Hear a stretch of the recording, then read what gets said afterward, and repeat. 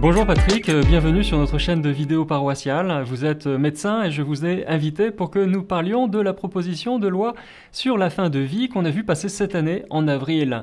La proposition a été ajournée, comme vous le savez. Qu'est-ce qu'elle prévoyait en fait ?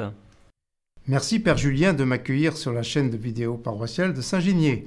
Cette loi prévoyait deux choses. Un droit à une fin de vie libre et choisie et une assistance médicalisée par une aide active pour les patients atteints d'une affection grave et incurable. Si le projet n'a pas été validé par les députés, ce n'est pas parce qu'il n'a pas reçu les suffrages de l'Assemblée, mais en raison de manœuvres parlementaires. Le projet a été étouffé sous les amendements.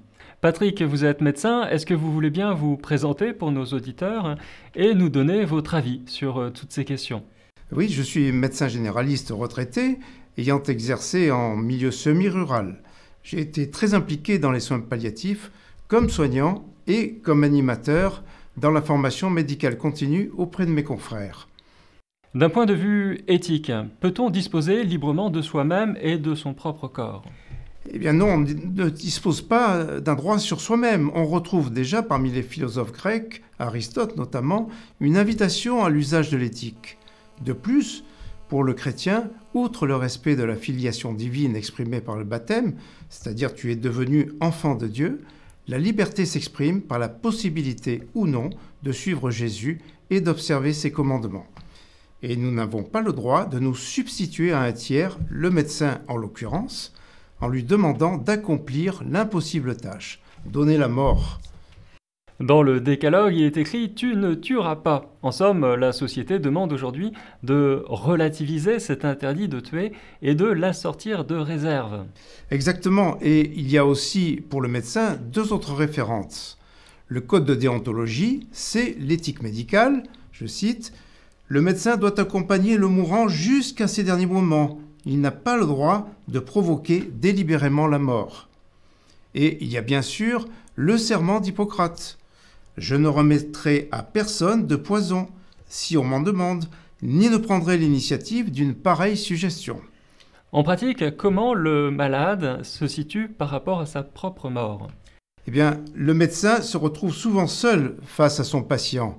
Et le malade, en fin de vie, nous demande « Où cela va-t-il nous mener ?»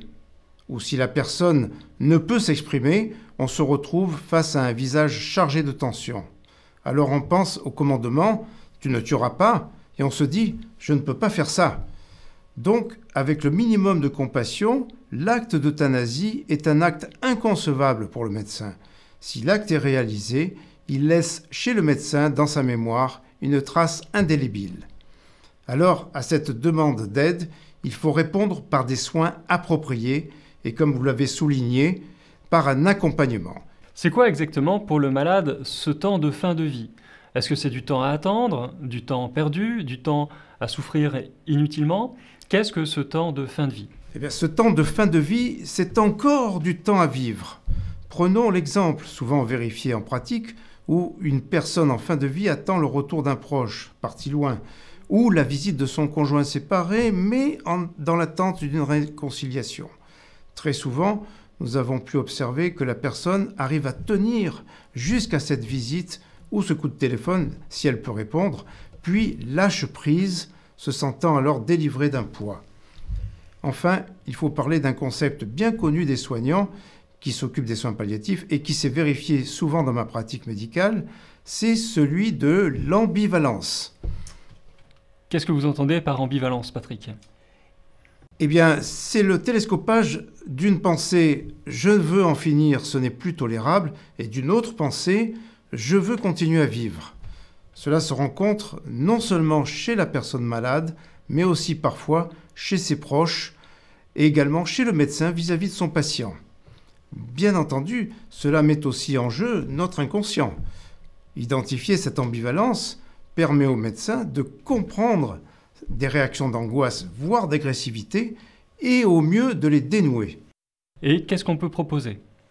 Alors, on peut proposer l'utilisation éclairée des soins palliatifs. Ceci est prévu dans la loi Leonetti de 2005, puis complété par la loi Claes-Leonetti de 2016. Je ne peux pas détailler ici les différents points, mais il faut savoir qu'elle n'est pas encore assez appliquée, malgré les progrès réalisés dans la prise en charge des malades. Comment définir ces soins palliatifs dans le cadre de cette loi de 2005, modifiée en 2016 ? Eh bien, les soins palliatifs, c'est tout ce qu'il reste à faire lorsqu'il n'y a plus rien à faire. C'est la devise du St. Christopher Hospital en Angleterre, d'où est née une des premières équipes de soins palliatifs dans les années 80. Cela résume bien toute l'attention que l'on doit avoir pour ces malades. Et en pratique, comment ça se passe, les soins palliatifs ? Alors, dans ma pratique, et cela est confirmé par beaucoup d'équipes soignantes en soins palliatifs, que ce soit en institution ou en équipe mobile, j'ai pu vérifier que beaucoup de demandes d'euthanasie s'estompent en fait lorsque le malade bénéficie d'une réponse à la demande de confort et d'une réponse d'accompagnement. Par exemple, le centre de soins palliatifs La Maison à Gardanne rapporte le cas d'une malade qui avait fait le nécessaire pour un rendez-vous en Suisse où le suicide assisté est autorisé. La personne a annulé son rendez-vous suite aux soins de confort qu'elle avait reçus. Vous parlez de soins de confort, Patrick, c'est-à-dire ? Eh bien, des soins contre la douleur et d'autres symptômes, et des soins d'accompagnement. En effet, le maître mot est l'accompagnement du malade et de ses proches. Il s'agit avant tout de soulager la douleur physique, mais aussi psychologique, de soulager tout autre symptôme gênant, par exemple les râles bronchiques, et par sa présence, ses paroles, le toucher d'une main, le soignant accompagne également. De plus, heureusement, le médecin n'agit plus seul, même à domicile. Infirmières, aides-soignantes, auxiliaires de vie, psychologues interviennent souvent, coordonnés par un réseau de soins palliatifs, soit de façon individuelle ou en équipe mobile. Des bénévoles formés interviennent également à l'hôpital ou à domicile et sont tenus au secret.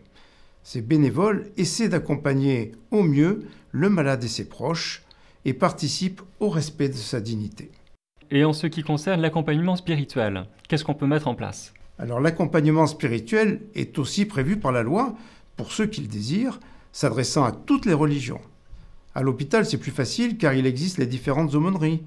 Mais cela est possible aussi à domicile, par des religieux ou des laïcs formés et bénévoles. Pouvez-vous nous donner un exemple de cette prise en charge accompagnée ? Oui, je termine par une situation vécue qui montre la prise en charge médicale adaptée que l'on pourrait qualifier de technique, couplée à la notion d'accompagnement. Contacté un soir par le réseau de soins palliatifs du secteur, je me rends au domicile d'un patient en fin de vie.